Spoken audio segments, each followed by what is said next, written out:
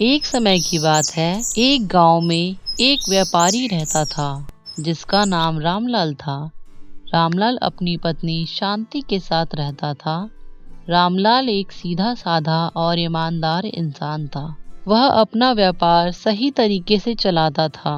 व्यापार करने से रामलाल का घर ठीक ठाक चल रहा था, किंतु उसकी जिंदगी में एक समस्या थी। उसकी कोई संतान नहीं थी और वह चाहता था कि उसको भी कोई संतान हो।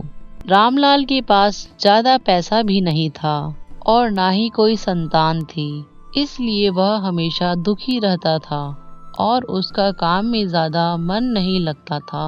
वह भगवान से प्रार्थना करता कि उसको कोई संतान प्राप्त हो जाए और रामलाल की पत्नी शांति भी भगवान से प्रार्थना करती थी और वह रामलाल का भी ख्याल रखती थी।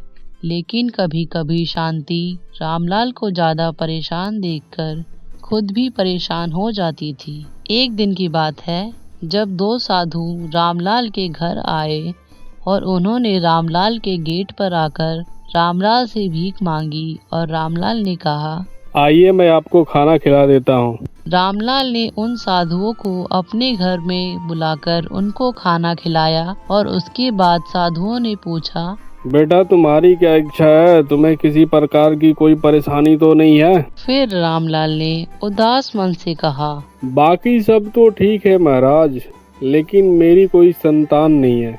उसके बाद उन साधुओं ने रामलाल और उसकी पत्नी शांति को आशीर्वाद दिया कि उसके यहाँ जल्द ही संतान होगी और उसका घर खुशियों से भर जाएगा। इतना कहकर साधु रामलाल के घर से चले गए और रामलाल अपना जीवन फिर यूं ही बिताने लगा। संतान प्राप्ति ना होने के कारण उसका ध्यान व्यापार में नहीं लगता था।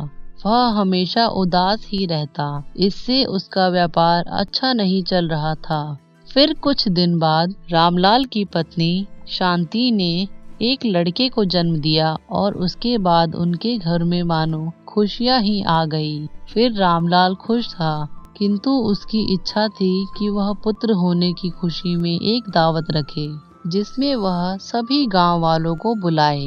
लेकिन रामलाल के पास इतने पैसे नहीं थे कि वह किसी भी तरह पूरे गांव वालों को दावत का न्योता दे सके। उसने भगवान से प्रार्थना की, हे भगवान कुछ रास्ता दिखाइए। उसके बाद रात में जब रामलाल सो रहा था तो उसे एक सपना आया। उसने सपने में देखा कि एक साधु उससे कह रहे हैं, मैं धन हूँ और मैं कल तुम्हारे घर पर आऊँगा। मैं जैसे ही तुम्हारे घर पर आऊँ तुम मेरे सर पे डंडा मार देना, इससे मैं धन में बदल जाऊँगा। इसके बाद तुम्हारे पास कभी भी धन की कमी नहीं होगी। अगले दिन ऐसा ही हुआ। एक साधु रामलाल के घर पर आए। रामलाल ने जैसे ही साधु को देखा, वह साधु सपने वाले साधु की तरह दिख रहे थे। साधु रामलाल के गेट पर खड़े थे। तभी रामलाल ने साधु के सर पर एक डंडा मार दिया। इससे साधु एक सोने के ढेर में परिवर्तित हो गया और रामलाल ने सारा सोना अपने घर में रख लिया। यह सारी घटना पेड़ के पीछे छुपे एक नाई ने देख ली और उस नाई ने अपने मन में सोचा कि यदि वह भी अपने घर पर साधु को बुलाए और उनके सर पर डंडा मार दे तो उसे भी बहुत सारा धन प्राप्त होगा, जिससे वह भी अमीर बन जाएगा। बस फिर क्या था, रामलाल ने तो इधर अपने घर में ही लड़का होने की खुशी में दावत रखी और अगले ही दिन वह नाई मंदिर में गया और वहाँ कुछ साधुओं को अपने घर पर भोजन का न्योता दे आया। और जैसे ही साधु उनके घर पर आए, उसने सभी को डंडा मारना शुरू कर दिया।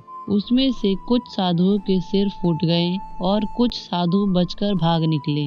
नाई के घर पर मारपीट का माहौल बन गया था। धीरे धीरे यह बात पुलिस वालों को पता चली। तभी पुलिस वाले वहां पर आ गए और उन्होंने साधुओं को किसी भी तरह बचा लिया और नाई को पकड़कर थाने में ले गए और उससे पूछताछ की कि उसने साधुओं को क्यों मारा। तब नाई ने व्यापारी रामलाल के बारे में पुलिस को सब कुछ बता दिया, जो कुछ भी उसने देखा था। फिर पुलिस वालों ने रामलाल को थाने में बुलाया और पूछा तो व्यापारी रामलाल ने उन्हें सब कुछ बता दिया कि वह साधु उनके सपने में आया था। रामलाल की बात सुनने के बाद पुलिस वालों को रामलाल की बात पर भरोसा हुआ और उन्होंने नाई को बिना सोचे समझे गलत कदम उठाने और साधुओं के साथ मारपीट करने पर जेल में डाल दिया। और अब रामलाल के पास भी धन हो गया था और उसे संतान की प्राप्ति भी हो गई थी। अब रामलाल खुशी खुशी अपना जीवन जीने लगा। अगर आपको ये वीडियो अच्छी लगी तो लाइक करें और हमारी आगे की कहानियों को देखने के लिए हमारे चैनल को सब्सक्राइब भी कर लें। और हाँ दोस्तों, कमेंट करना ना भूलें।